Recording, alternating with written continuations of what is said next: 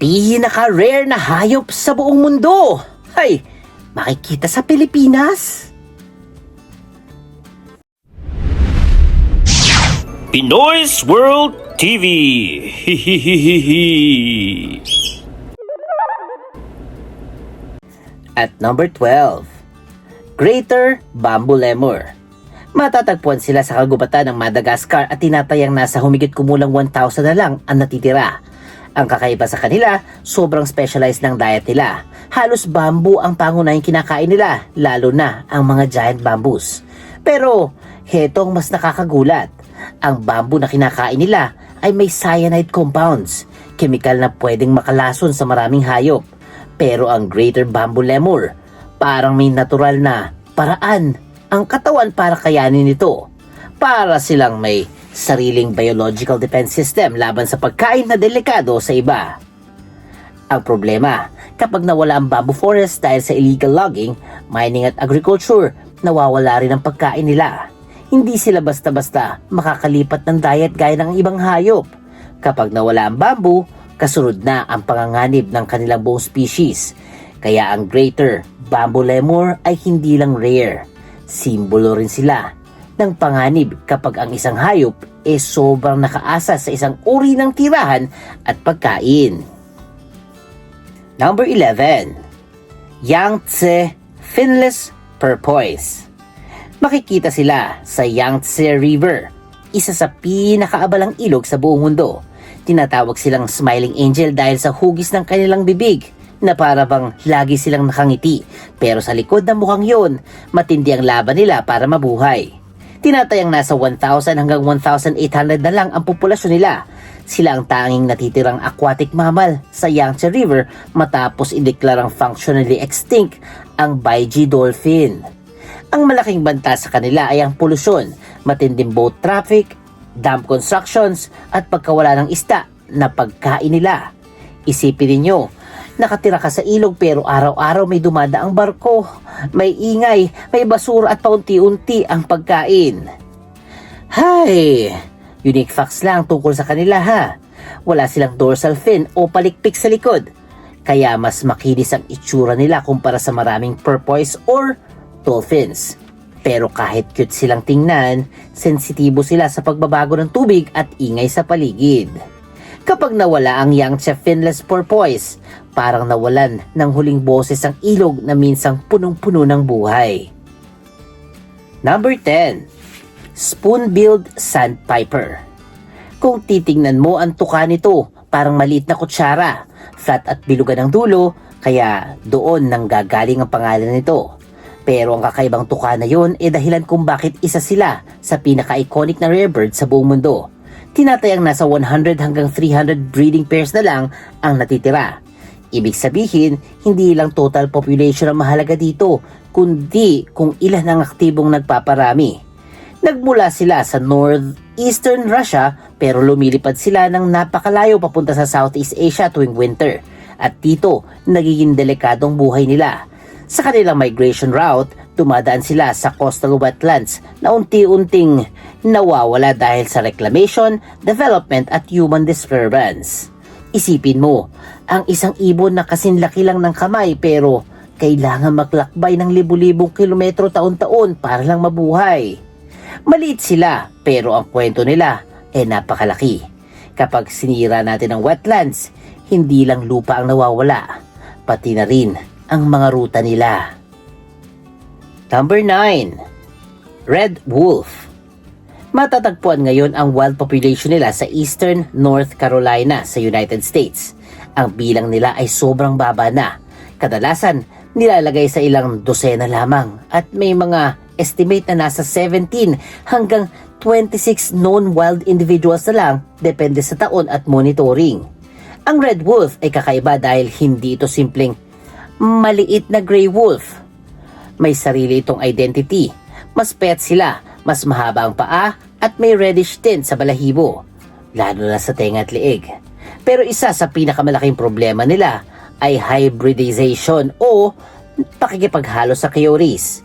Dahil konti lang sila, mas mahirap makahanap ng kaparehong red wolf, kaya may pagkakataong nahahalo ang genes sila sa coyotes. Bukod dito, Banta rin ang kanilang vehicle collisions, illegal killings at conflict sa mga tao. Ang nakakalungkot dito ay ito'y hayop na minsan ang nailigtas ng captive breeding. Ibig sabihin, pinatunayan na ang tao na kaya nilang ibalik ang mga nawalang mga individuals. Pero ngayon, kailangan na naman silang iligtas. Ang individuals, ang mga Red Wolf ha. Sila'y paalala na hindi sapat ang iligtas minsan, kundi panatilihin at i-conserve sila ng tuloy-tuloy. Number 8. Cross River Gorilla. Matatagpuan sila sa border region ng Nigeria at Cameroon. Tinatayang fewer than 300 na lang ang natitira sa wild. Sila ang pinaka-western at pinaka-isolated na subspecies ng gorilla. Hindi sila madaling makita dahil nakatira sila sa rugged mountain forest at sobrang mailap sa tao. Sa katunayan, maraming estimates ng kanilang bilang base sa nest counts lamang at footprints at iba pang indirect signs dahil bihira silang maobserbahan ng direkta. Ang Cross River Gorilla ay may mas maliit na skull at ngipin kumpara sa ibang western gorillas, pero ang pinaka nakakatakot para sa kanila ay ang fragmentation. Ibig sabihin, napuputol-putol ang kanilang tirahan dahil sa farms, roads at human settlements. Kapag nahati ang kagubatan, nahahati rin ang pamilya ng gorilla. Mas mahirap silang maghanap ng pagkain, kapareha at ligtas na lugar. At dahil mabagal dumami ang mga gorillas, bawat pagkawala ng isang individual ay malaking bawas sa buong species. Number 7. Ili Pika. Natuklasan lang noong 1983 sa Tianshan Mountain sa Xinjiang, China. Maliit ito, may bilugan tenga at sobrang cute tingnan. Pero sa kabila ng itsura nito, isa ito sa pinaka-rare small mammal sa buong mundo na tinatayang fewer than 1,000 na lamang ang natitira. Ito'y nakatira sa matataas at mabatong bahagi ng bundok. Pero dahil sa climate change, umiinit ang lower areas kaya napipilitan silang umakyat ng mas mataas pa. Ang problem limitado lang ang bundok. Hindi sila pwedeng umakyat ng walang hanggan. Isa pang dahilan ng kanilang pagiging rare sobrang hirap silang makita. May mga taon na halos walang sightings para silang ghost ng bundok. Nandyan sila pero bihira magpakita. Ang masakit dito, hindi sila kasing sikat ng panda o tiger, kaya mas konti ang atensyon at conservation support para sa kanila. Pero ang pagkawala ng maliliit na hayop tulad ng Ili Pika ay may epekto rin sa ecosystem. Number 6. Hainan Gibbon. Matatagpuan sila sa Hainan Island sa China. Noong 1950s, mahigit 2,000 pa sila, pero bumagsak ng bilang nila hanggang sa mas bababa, sa 10 noong 1970s. Ngayon, dahil sa conservation efforts, umangat na sila sa humigit kumulang 30 to 40 individuals, pero sobrang delikado pa rin ang sitwasyon. Ang Hainan Gibbon ay canopy-dwelling ape. Ibig sabihin, halos buong buhay nila ay nasa taas ng puno. Hindi sila basta-basta bumababa ng lupa. Gumagamit sila ng mahahabang braso para tumalon at lumipat mula sa sanga papunta sa ibang sanga. Isa sa pinakamagandang bagay tungkol sa kanila ang kanilang kanta. Tuwing umaga, ang breeding pairs ay kumakanta para markahan ang teritoryo at palakasin ang bond nila. Parang love song sa gitna ng gubat. Pero kapag nawala ang kagubatan, nawawala rin ang kanilang stage. Hindi sila mabubuhay sa sirang forest patches kung hindi connected ang mga puno, di ba? Number 5. Saola. Matatagpuan sila sa Annamite Mountains ng Laos at Vietnam. Ang eksaktong populasyon nila ay unknown, hindi alam, pero pinaniniwala ang sobrang kaunti na lang ang natitira. Sa sobrang ilap nila, bihira sila makita ng tao at karamihan ng impormasyon tungkol sa kanila galing sa camera traps, remains or rare encounters. Natuklasan lang ang Saola noong 1992 Kaya isa ito sa pinaka-kapansin-pansing mammal discoveries ng modern science. May mahahaba at tuwid silang sungay at may puting markings sa mukha na nagbibigay sa kanila ng eleganteng itsura.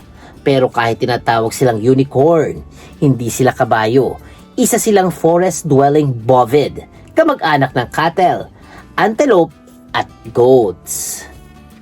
Ang saula ay parang sikreto ng kagubatan, pero kung hindi ingatan, baka maging alamat na lamang. Number 4. Javan Rhino. Matatagpuan na lang sila sa Ujung Kulon National Park sa Indonesia. Tinatayang nasa around 80 individuals na lang ang populasyon nila. Ibig sabihin, isang national park na lang ang nagsisilbing huling tahanan ng mga ito. May isang sungay lang sila at mas maliit kumpara sa ibang rhino species. Meron din silang prehensile upper lip na parang flexible na labi na ginagamit sa pagkuha ng dahon at sanga. Ang nakakatakot sa sitwasyon nila, kahit protektado sila sa park, vulnerable pa rin sila sa disease, poaching at natural disasters. Dahil sa iisang lugar lang sila, isang matinding tsunami, volcanic eruption o outbreak ng sakit pwedeng magdulot ng malaking pinsala sa buong species. Noong unang panahon, mas malawak ang range ng Javan Rhino sa Southeast Asia, pero dahil hunting at habitat loss nito, halos nawala sila sa mapa. Ang Javan Rhino ay parang huling pahina ng isang lumang aklat. Kapag napunit pa yon, baka wala ng susunod na kabanata. Number 3. Amur Leopard. Matatagpuan sila sa Russia-China border region, lalo na sa malamig na kagubatan ng Russian Far East. Tinatayang nasa 100 hanggang 120 na lang ang wild population nila. Kung ang ibang leopard iniisip nating nasa mainit na lugar, ang Amur Leopard naman adapted sa snow at freezing winters.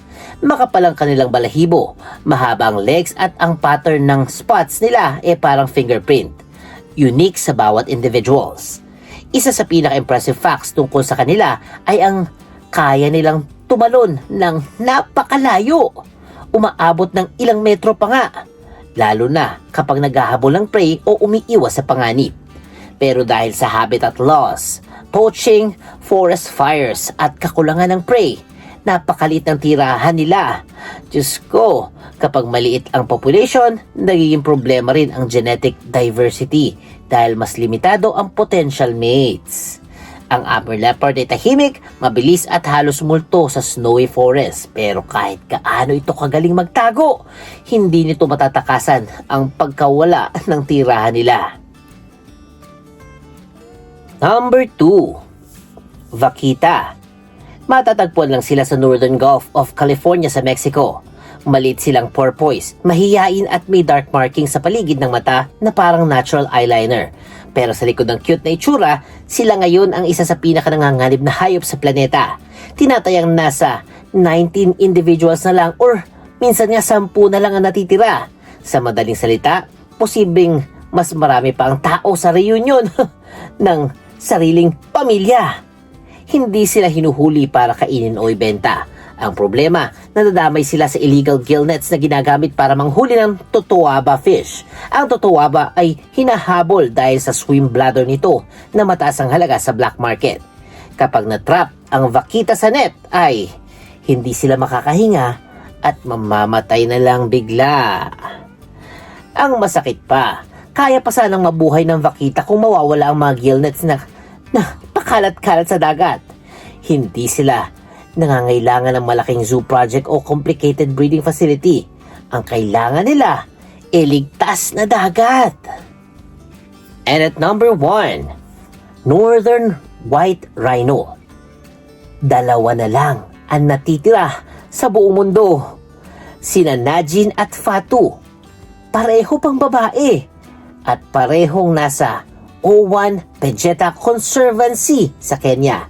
Dahil wala ng buhay na lalaki, functionally extinct na ang subspecies na ito. Pero hindi pa tuluyang sumusuko ang mga scientists. Gumagamit sila ng IVF preserved sperm mula sa namatay na males at egg cells mula sa natitirang females at isusurrogate sa Southern White Runners para subukan buhayin muli ang Northern White Rhino line. Ang pinaka-famous sa kanila ay si Sudan, ang huling male Northern White Rhino na namatay noong 2018. Nung nabubuhay pa siya, binabantayan siya 24/7 laban sa poachers. Isipin mo yun. Isang hayop na kailangan ng armed guards para lang manatiling buhay. Nakakalungkot to. Ang pangunahing dahilan ng kanilang pagbagsak ay poaching para sa sungay na mataas ang halaga sa illegal wildlife trade. Ang Northern White Rhino ay isa ring rare na rare species. Isa itong matinding paalala na kapag hinayaan nating umabot sa 2 na lang sa species na ito, talagang ma-extinct ang isang animal species. At bonus fact lang, ang Philippine crocodile, isa sa pinaka-rare na buhaya sa buong mundo. Endemic ito sa Pilipinas. Ibig sabihin, dito lang makikita ng natural sa ating bansa. Noon, matatagpuan sila sa iba't ibang bahagi ng kapulungan, pero ngayon, sobrang liit na lang ng natitirang populasyon nila sa wild. Ayon sa conservation groups, ang Philippine crocodile ay kabilang sa pinaka-severely threatened crocodile species sa mundo at matagal na itong listed as critically endangered.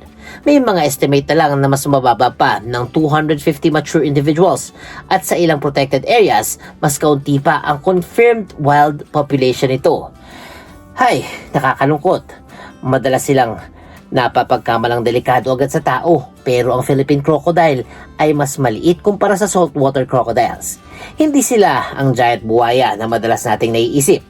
Freshwater species sila na nakatira sa ilog, lawa, marshes at wetlands. Mahalaga sila sa kalusugan ng freshwater ecosystem. Tumutulong silang panatilihing balanse ang populasyon ng isda at ibang hayop sa tubig.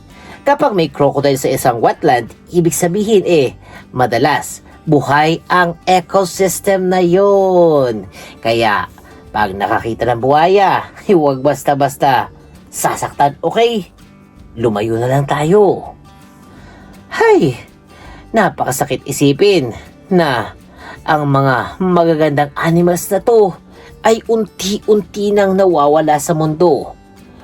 Kaya kung ako sa inyo, ipahalagahan natin ang bawat ginawa ng Diyos.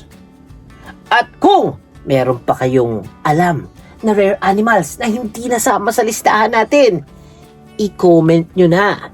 At syempre, huwag kalimutang mag-like, mag-share, mag-comment at mag-subscribe sa Pinoy's World TV. Kasi may Pinoy dyan, may Pinoy doon, may Pinoy dito. At syempre, may Pinoy's World TV.